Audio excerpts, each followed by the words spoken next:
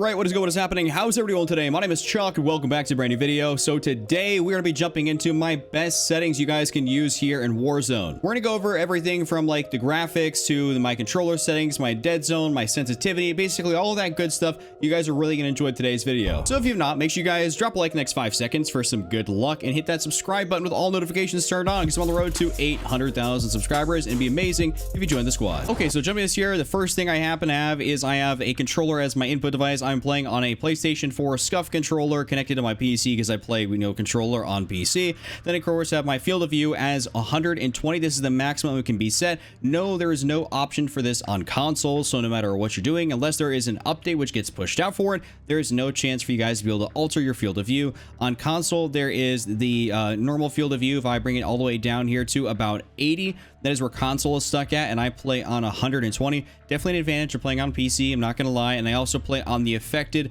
ADS field of view just because I really like the way it actually makes my guns look and everything like that, and I've been so used to it. So if you guys don't play unaffected and you play on maybe independent, switch over to affected and you're really gonna like the way your guns look, and it also makes guns feel like they have less recoil. As far as my colorblind type goes, some people tend to like use some different stuff like protanopia or anything else like that. I just keep it on disabled. I really don't find a need to run a colorblind assist or anything else like that. I mean, obviously if you need it, go ahead and run it, but I personally don't feel the need to do that. It's just not really something like that. And then for my HUD, the minimap shape, you guys want to be playing on the square minimap. If you're playing on the circle minimap, you are doing it wrong. Switch over to square immediately, as that is indeed going to be the best thing for you guys to run. Seriously, don't ever not use square. It doesn't matter if you're playing pubs, if you're playing whatever, always run a square minimap. And the minimap rotation is on enabled. And then, I mean, the rest of the stuff down here, I mean, doesn't necessarily really matter. I mean, that's just kind of what it is. If those of you guys that are wondering what's in my PC here or what I play on full screen borderless just because I play on a single PC setup. I have 144 hertz refresh rate monitor, and then I have the NVIDIA GeForce RTX 2080 Ti, 11GB version, and my screen is capped at 144 hertz refresh. Console, I think, is about 60 hertz right now, and I think the new consoles are about like 80 to 90. So it's definitely still an advantage to be on PC. Then my render resolution is just at 1920 by 1080. I don't really feel the need to go up to like 4K, anything else like that. Just doesn't really do me any benefit. It just kind of uses more of my computer and it gives me less frames. My custom frame rate is just set to unlimited. My NVIDIA highlights are disabled. NVIDIA reflex low latency is on enabled plus boost. And then I do happen to have here some of my different, details and everything like that. I'll just quickly scroll through these just because I want to be able to show you guys some of them. And I don't want to spend too much time since, a lot of people are going to be on console. And I know this is definitely going to be something out there. By the way, always disable DirectX ray tracing. This is just going to eat through your computer. There's no reason to have this on Warzone. Seriously, just always take that off. And then also for the post-processing effects, your filmic strength, always have that at 0. I turned off DLSS. My anti-aliasing is on the SMAA T2X. I find that to be really good.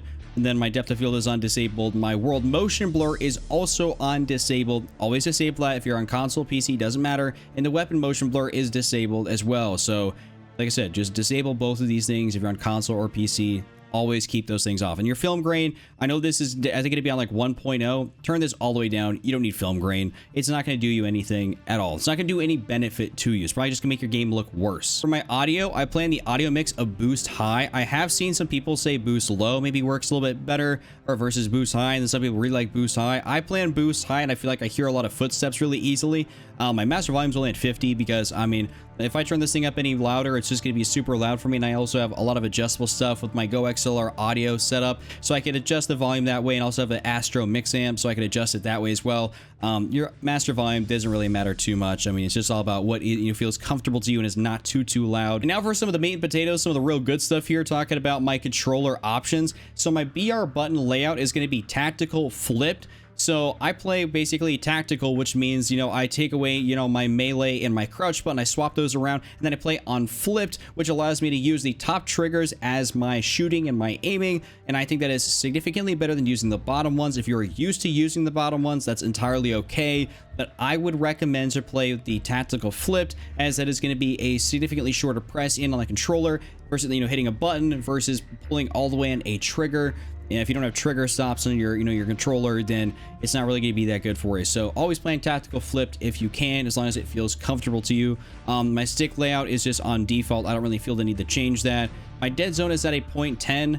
Your dead zone, I want to talk about this here real quick, is that you should just adjust this to the point where that you don't feel like your controller is getting that stick drift. So if you put your controller down and your character starts aiming around a little bit, adjust your dead zone, like bump it up 0.01, just continuously do that. You can go into like the Warzone training, or just even when you're jumping into Verdansk, if you put your controller down and you feel like your character is like still moving in the plane, just adjust it by 0.01 and you'll be good to go. But at a certain point though, if your controller is just like too messed up, like you don't really want to mess your dead zone up too much. My horizontal stick sensitivity is at an 8. My vertical is at an 8. I find this to be really good. There's no like god tier sensitivity. It comes down to what feels the best for you.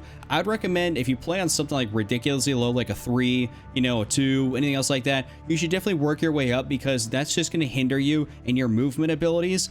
But you know, ultimately it does come down to what do you feel the best playing with. For me, an 8-8 works incredibly good. I used to play like a 7-8 or an 8-7, then I just kept it at 8-8, and I've been playing this for a long time, and I think it's really solid.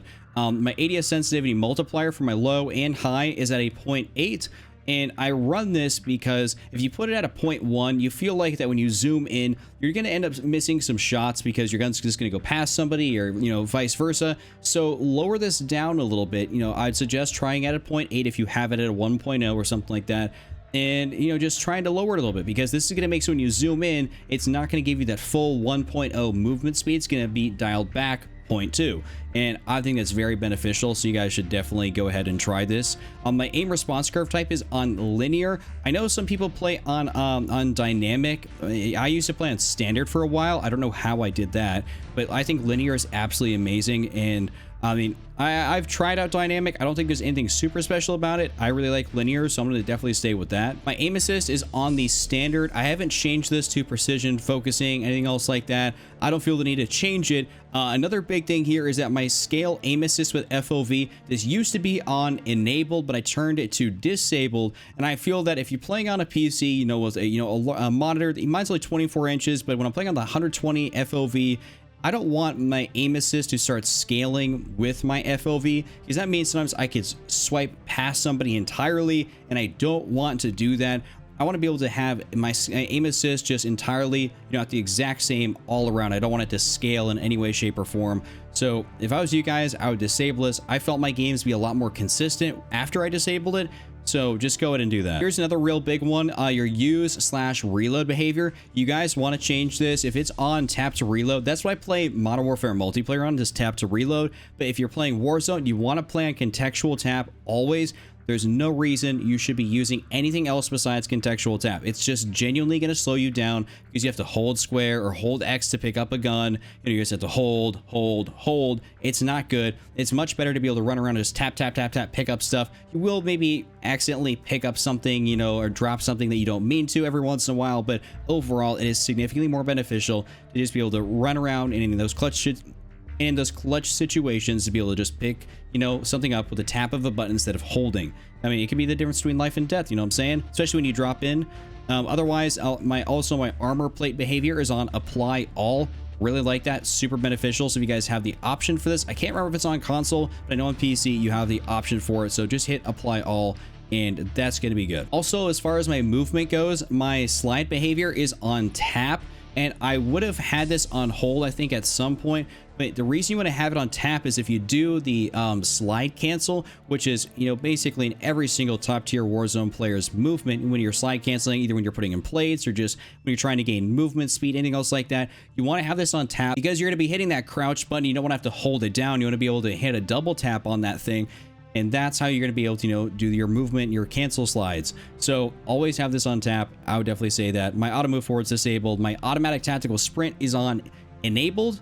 And I'll tell you this right now, this is going to be a controller saver. This is going to save your joysticks, because I have a perfectly good SCUF controller that's like $200. I think it's really solid. The only thing that's wrong with it is that the controller stick, you know, the joystick on it is messed up for me mashing the sprint button so much. So if I can ease the wear on it, you know, from just pressing down on that all the time. I know I'm doing, you know, my slide cancels and I press down on the sticks, but if I can lessen the amount I'm pressing down on them, this will give me more life longevity out of my controller. So for an automatic tactical sprint, you'll save your controller life, and also it gives you a little bit less wear and tear on your thumb, allows you to play longer. And other than that, my parachute is on auto deploy. I just have this on enabled just because I feel like my dumbass is gonna like splat into the ground. I've done it a few times, you know, it happens every now and again to the best of us, but I'm just trying to, you know, not have that happen to me. So I'm just gonna keep it on enabled. And yeah, that's basically all my settings. I went over my general, my graphics, audio, my controller, and you guys don't need to see, you know, my account settings. That's just not really anything that's gonna be useful. But if you guys have enjoyed this video and you found it helpful, make sure you guys give it a like, hit that subscribe button with all notifications turned on, comment down below, and I shall catch you guys here in a brand new video. Just run up Triple Cap, don't be Randy, and I'm out.